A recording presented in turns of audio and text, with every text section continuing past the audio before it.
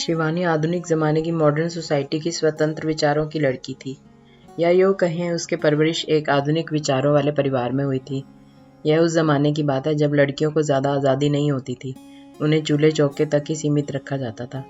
10वीं पास की, अच्छा परिवार देखा और लड़की को पढ़ा दिया जाता था। लड़की की हाँ या ना कोई मायने नहीं रखती थी। शिवानी कॉलेज में BA सेकेंड ईयर में पढ़ रही थी।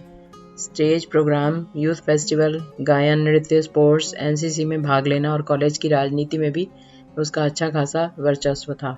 घर के साथ साथ उसके गांव में भी उसका सिक्का चलता था। शिवानी अब शादी लायक हो गई थी, इसलिए उसके जीवन साथी की तलाश जारी थी। उसे भी अपने सपनों के राजकुमार का इंतजार था कि नीले घोड़े पर सवार होकर वह उसके अनचाहे सपने में रंग भरने आएगा। जब भी वह अपने राजकुमार को सपनों में संजोती तो उसके जहन में मुकेश के गाने की लाइनें पौंधने लगती और वह भी उसके साथ साथ गुनगुनाने लगती। मैं राम नहीं हूँ, फिर क्यों उम्मीद करूँ सीता की, इंसानों में क्यों ढूंढूं पावनता गंगा की, दुनिया में फरिश्ता कोई नहीं, इंसान ही बन के रहना, मुझे नहीं पूछनी तुमसे बीती बातें। और वह सपनों की हसीन दुनिया में पहुंच जाती कि क्या कोई ऐसा इंसान भी हो सकता है जो इंसानों के रूप में देव स्वरूप होगा, जो मेरी स्वतंत्रता का उतना ही सम्मान करेगा जितना अपनी का। क्या वह मेरी हर तमन्ना पर खरा उतरेगा? यही सोचते सोचते वह सो जाती, अपने हसीन ख्वाबों की दुनिया को फिर से संवारने में। आखिरकार वह घड़ी भी आ पहुंची जिसका उसको और उसके घर वालों को बेसब्री से इंतजार था।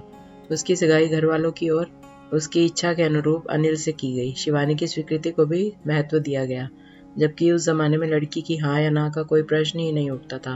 परंतु शिवानी को यह आज़ादी दी गई थी। सगाई के बाद दोनों तरफ से पत्रों का आदान प्रदान होने लगा। दोनों का दिल मिल गया और भावनाएं उड़ान भरने लगी।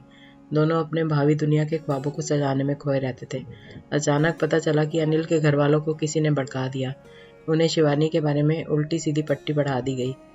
वह यह सगाई रखने के लिए बिल्कुल भी तैयार नहीं थे। उनका कहना था कि शिवानी जैसी लड़की के लिए उनके घर आंगन में कोई जगह नहीं। इन सब बातों से शिवानी और अनिल का दिल टूट गया था। परंतु अनिल के द्वारा लिखी गई चिट्ठी की इबारत ने शिवानी के मन मयूर को नाचने पर मजबूर कर दिया था।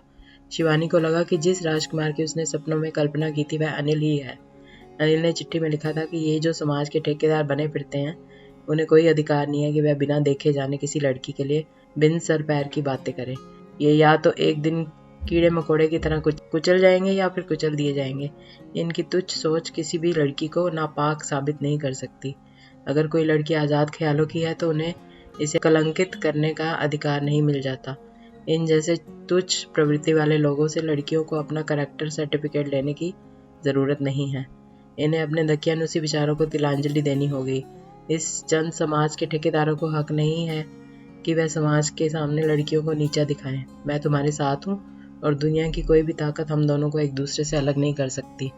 दोनों ने एक दूसरे का साथ निभाने की कसम खाई और शिवानी और अनिल ने एक स्वस्थ परिवार की नींव डाली और आज उनकी मिसालें दी जाती हैं। इस दकियानुसी समाज में कुछ अनिल जैसे लोग भी हैं जो लड़कियों को भी अपने समान समझते हैं और उन्हें आगे बढ़ने का मौका देते हैं।